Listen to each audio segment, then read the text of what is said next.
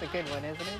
Welcome back to the most news this Christmas morning. Call it the domino effect of the Bernard Madoff $50 billion Ponzi scheme. He's accused of ripping off a slew of investors, and now those investors can't give generous donations to charities. One scam and so many victims. Alan Chernoff discovered one community is bearing the financial brunt of all of this, and on Christmas Day, it's kind of a sad thing to talk about. It is, but in a way it's appropriate because obviously, you know, this is a holiday time to be charitable.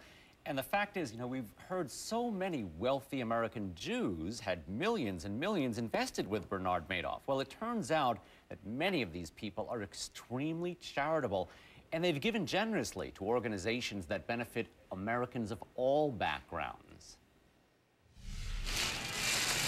City Harvest picking up food donations, one of hundreds of daily collections that help feed 250,000 New Yorkers of all faiths.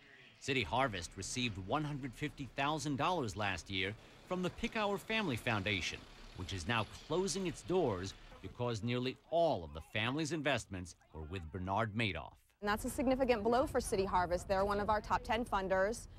They've been a six-figure supporter of our work for nearly 10 years now.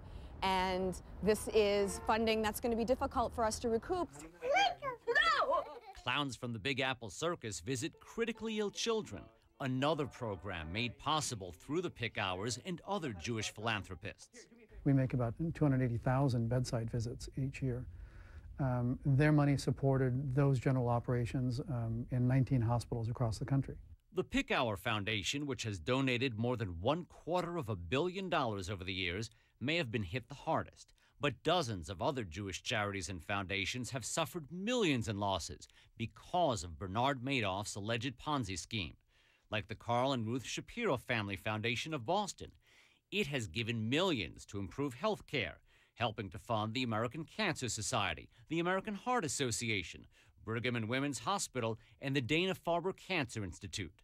The Jewish Community Foundation of Los Angeles says it invested $18 million with Madoff. Last year, it granted $14 million to groups having no affiliation with Jewish causes, including a new support group for victims of gang violence in Los Angeles. Unfortunately, the impact is going to be on the average American not-for-profit out there. And the fact that the American Jewish community gives disproportionately to their percent of the population. So unfortunately, the impact is going to be disproportionate as well. And the full impact may not be known for months, if not for years, as foundations see if they can recover some money lost from Madoff and as charities seek new sources of funding.